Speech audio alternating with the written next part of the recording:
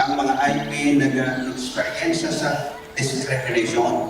Discrimination sa eskwelahan, discrimination sa trabaho, ilagay sa healthcare. Karamihan ng mga community members, sa dami ng burdens nila, hindi nila priority na mag-advocate para sa sarili nila. They feel na hindi naman sila pakikinggan.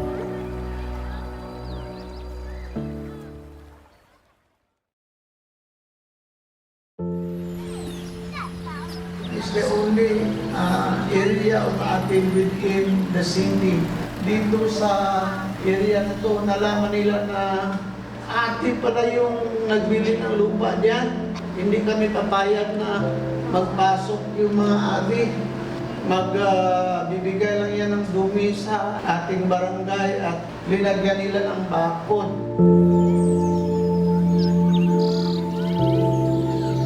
We need to protect the welfare and the IP rights, and because yung mga IPs natin is the marginalized sectors, so they experience suffering, pain, boredom, despair, anxiety, depression, and also mental health.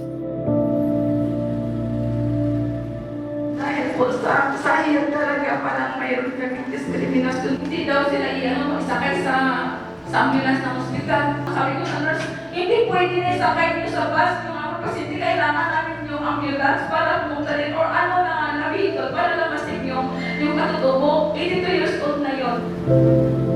Hindi ganun ka-available sa kanila because they have to think of their basic necessities, basic needs. And then, pag nalaman ko na may sakit ako, may gamot. Pag walang gamot, gastos lang yan. So, another burden yan. Imbes that I have to work for this, I have to work harder.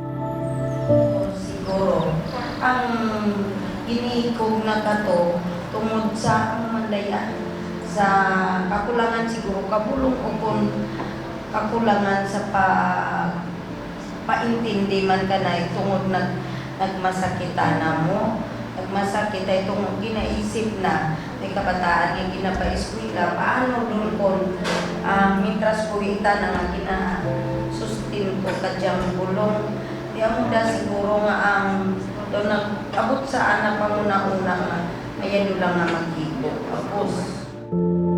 The healthcare system is really very biased, no, for people at the center, no. At the same time, the resources for the healthcare, no, and I'm not talking about just individuals in specific area. I'm talking about how institutions have not yet been able to serve the interests of the communities who need it the most.